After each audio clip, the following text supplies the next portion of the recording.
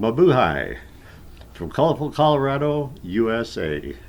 My name is Ken. This is my wonderful wife, Jovita. Hi! Today we're launching our vlog, instructional vlog entitled Pinoy Fiance Visa or K1 Visa to American Green Card, also known as Permanent Residence Card. Before we get into the intricacies of these forms, I'd like to discuss a little bit about how Jovi and I met and the requirements prior to filing your first application. In 2011, a good friend of mine, I'll call him Glenn, he told me he was moving to the Philippines and getting married to a wonderful young lady he had met in Guam years earlier. He said he was going to sell, and he was in the process of selling all of his belongings, his car, his house, and ending up with a small crates or two boxes that he was taking with him. I thought it was rather, I was concerned that maybe he was going a little bit too far, but he convinced me that the woman he met was a Filipina and that Philippine women are very family oriented and they take very good care of their men. Um, after considering it, I asked him if he had would come across a woman, a good Christian woman, spoke good English, to maybe have her contact me. And so we began communicating. I got a photograph of the most beautiful smile in the world. That would be May 5th, 2011. We continued to communicate for, I guess, 4 years, 3 years. And as we became more interested in each other, um, I realized that one of the first requirements of the visa process, fiance visa process, was a requirement where you must be in physical contact or meet your fiance within a 2 year period prior to your first application. So I scheduled a flight up to the Philippines by myself, which was quite an adventure, I must say.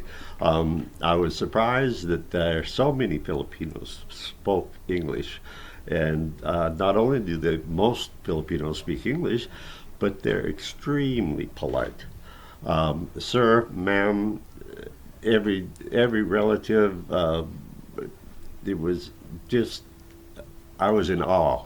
I'm not accustomed to being, well, in the United States, it's just not heard of where everybody would use such a formal greeting, especially to a person of age, like myself. Anyway, upon arriving, when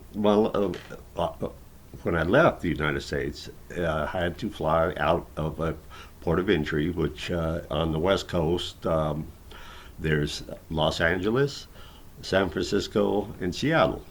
And I flew out of Los Angeles, so Colorado to Los Angeles, into the port of entry through customs, and then off to Manila.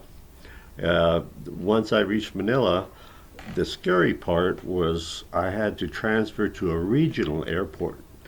And I was thinking, well, this is a taxi ride through the jungle in a strange country. But turns out there was a free bus that actually traversed the airport, and the regional airport was on the other side of the compound. So I never left the airport compound. Everybody is very helpful, especially the security. As a matter of fact, that was before I quit smoking, so I needed a pack of cigarettes and I needed a lighter. And the security guard got on his phone, and within 30 seconds, there was a guy there with a pack of cigarettes and a cigarette lighter. Thank God, since I met Jovi, I quit smoking with a lot of help from That's the best thing. yes. Anyway, reaching the regional airport, I took a short flight, about an hour, to northern Luzon, which is the big island, to a town called Tigigaraw, one of the larger towns in the Cagayan Valley. My wife owns a house in a compound there, and though she was raised in a small barrio, Barrio. Kibo, it's in Peña Blanca. the city proper of Pina Blanca. Um, at this point, when I arrived, I had a severe case of jet lag, which meant my body clock woke up at 1 in the morning, and it was time to eat breakfast and blah blah blah. And I soon found that I could sneak out of the compound at the hotel, and there are security guards, and it's locked at night, armed security guards.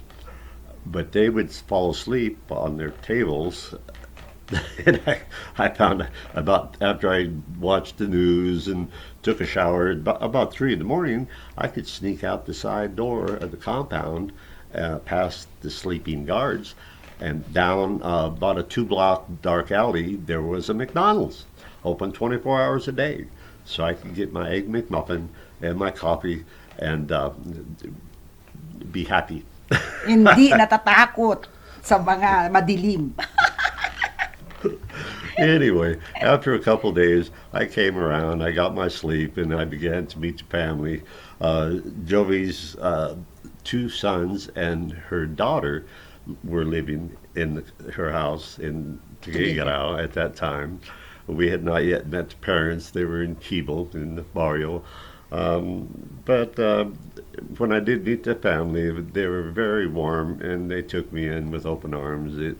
I was surprised the hospitality and the way I was accepted by her immediate family.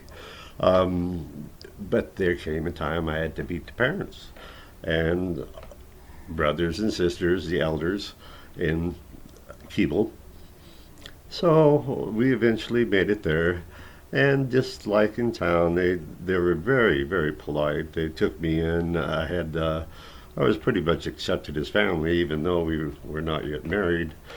As a matter of fact, I had not yet proposed to Jovi. I felt it necessary to meet her in person before I take a step like that. But their family took me in pretty much the same way, open arms. I will say that Papa had doubts. I believe he had doubts. Why was this crazy American flying halfway around the world to be with his daughter and possibly take his daughter away? And, and knowing that being the younger daughter, she was highly educated, the only one in the family with a college education.